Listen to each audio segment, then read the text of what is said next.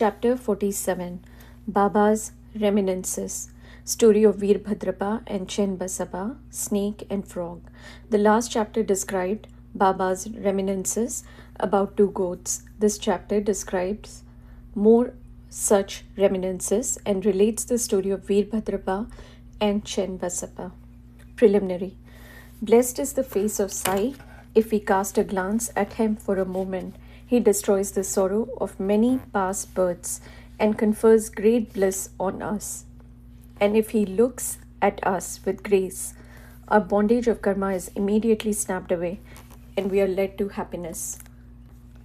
The river Ganges washes away the dirt and sins of all people who go to her for a bath, but she intently longs for the saints to come to her and bless her with a touch of their feet and remove all the filth that has since accumulated in her.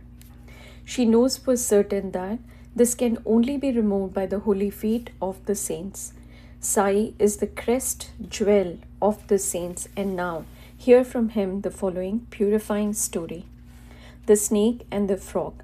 Sai Baba said, "One morning after taking my breakfast, I strolled along until I came to a small river bank.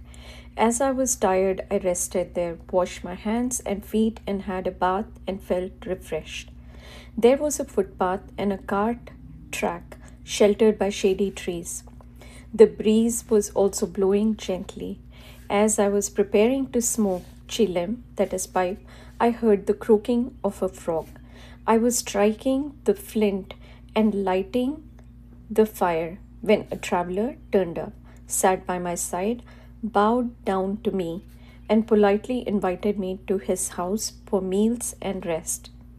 He lit up the pipe and handed it over to me. The croaking was heard again, and he wanted to know what it was. I told him that a frog was in trouble and was tasting the bitter fruit of its own karma. We have to reap now the fruit of what we sow in our past life, and there is no use crying about it now. Then he smoked and handed over the pipe to me and said that he would go there in person and see for himself. I told him that a frog was caught by a big snake and was crying.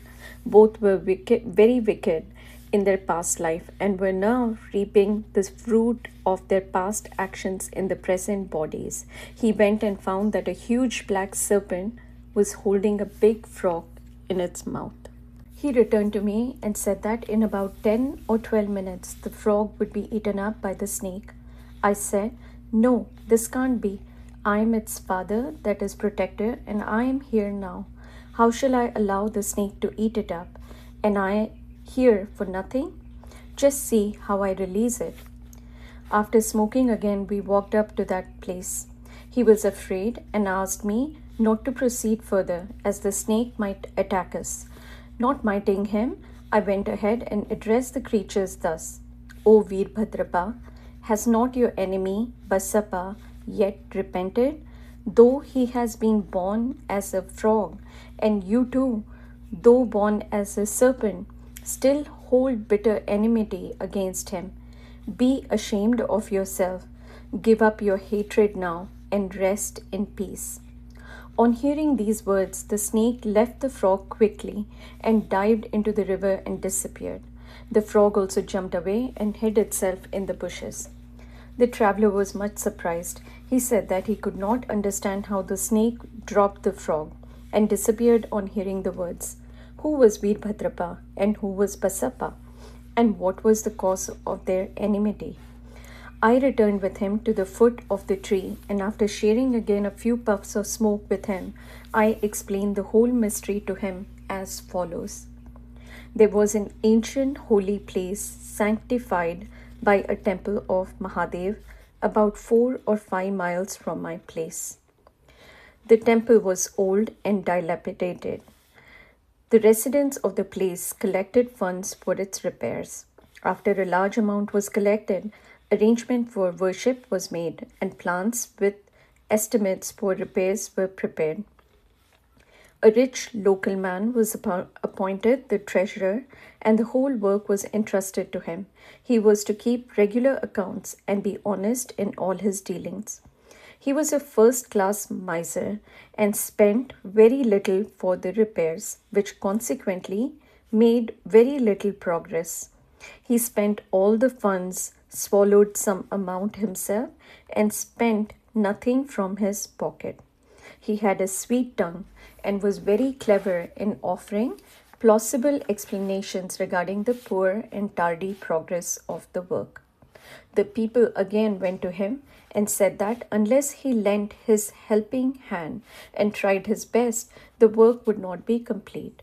They requested him to work out the scheme and again collected subscriptions and sent the amount to him.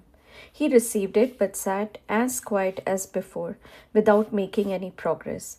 After some days, God, that is Mahadev, appeared in his wife's dream and said to her, "You get up, build the dome of the temple. I'll give you 100-fold of what you spend." She told this vision to her husband. He was afraid that it would involve him in expenses and therefore laughed it off, saying that it was a mere dream, a thing not to be relied and acted upon, or else why did not God appear to him in the dream and tell him about it? Was he far off from her? This looks like a bad dream, having its object in the creation of ill feeling between husband and wife. She had to remain quiet. God does not like big subscriptions and donations collected against the wishes of the donors, but He likes ever trifling amounts given with love, devotion, and gratitude. Some days after, God again appeared in her dream and said, "Do not bother yourself about your husband and the collections with him. Don't press him to spend any money for the temple. What I want is bhava and devotion. So give, if you like, anything of your own." She consulted her husband about this vision and decided to give God her ornaments given by her father. The miser felt disconcerted and decided to cheat even God in this item. He undervalued the ornaments at rupees 1,000 and bought them himself, and in lieu of the amount gave a barren field to God as endowment or security. The wife agreed to this. The field or land was not his own. It belonged to one poor woman named Dubki, who mortgaged it to him for rupees 200. She was not able to redeem it for long, so the cunning miser cheated all, his wife, Dubki, and even God. The land was sterile, uncultivated, and worth nothing, and yielded nothing, even in the best season. Thus ended this transaction, and the land was given in the possession of the priest, who was pleased with the endowment. Some time later, strange things happened. There was a terrific storm and heavy downpour. Lightning struck the house of the miser when he and his wife both died. Dubki also breathed her last. In the next life, the rich miser was born at Mathura in a Brahmin family and was named Veerbhadrapa. His devout wife was born as the daughter of the priest of the temple and was named Gauri. The woman Dubki, that is the mortgager, was born as a male in the family of the Gurav, that is attendant of the temple, and was named Chenbasapa. The priest was a friend of mine. He often came to me, chatted, and smoked with me. His daughter Gauri was also devoted to me. She was growing fast, and her father was seeking a good husband for her. I told him not to worry about this, as the bridegroom himself would come seeking her. Then there came a poor boy named Veerbhadrapa, wandering and begging his bread, to the priest's house. With my consent, Gauri was given in marriage to him. He was also devoted to me initially, as I recommended his marriage with Gauri, but later became miser. Even in this new life, he was hankering after money and asked me to help him to get it, as he was leading a married man's life. Strange things happened. There was a sudden rise in prices. By Gauri's good luck, there was a great demand for land, and the land was sold for 1 lakh of rupees, that is 100 times the worth of her ornaments. Half the amount was paid in cash, and the remaining was to be paid in 25 installments of rupees 2,000 each. All agreed to this transaction but began to quarrel over the money. They came to me for consultation. I told them that the property belonged to God and was vested in the priest, and that Gauri was his sole heiress and proprietress, and no amount should be spent without her consent, and that her husband had no right whatsoever to the amount. On hearing my opinion, Veerbhadrapa was annoyed with me and said that I wanted to establish Gauri's claim and embezzle her property. On hearing his words, I remembered God and kept quiet. Veerbhadrapa scolded his wife Gauri, and she came to me at noon and requested me not to mind the words of others and not to discard her, as she was my daughter. As she thus sought my protection, I gave her a pledge that I would cross 7 seas to help her. Then that night, Gauri had a vision. Mahadev appeared in her dream and said, "The whole money is yours. Do not give anything to anybody. Spend some amount for temple purposes in consultation with Chenbasappa, and if you want to use it for some other purpose, consult Baba in the masjid, that is my cell." Gauri told me the vision and gave her proper advice in the matter. I told her to take the principal or capital amount to herself, give half the amount of interest to Chenbasappa, and that Veerbhadrapa had nothing to do in the matter. While I was thus talking, both Veerbhadrapa and Chenbasappa came there, quarreling. I tried my best to pacify them and told them of God's vision to Gauri.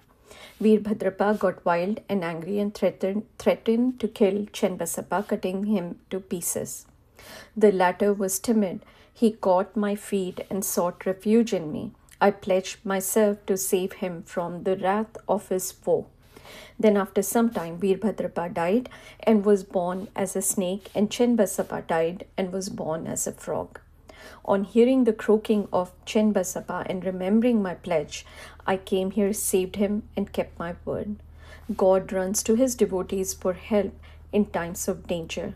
He saved Chenbasappa, that is the frog, by sending me here. All this is God's leela or sport.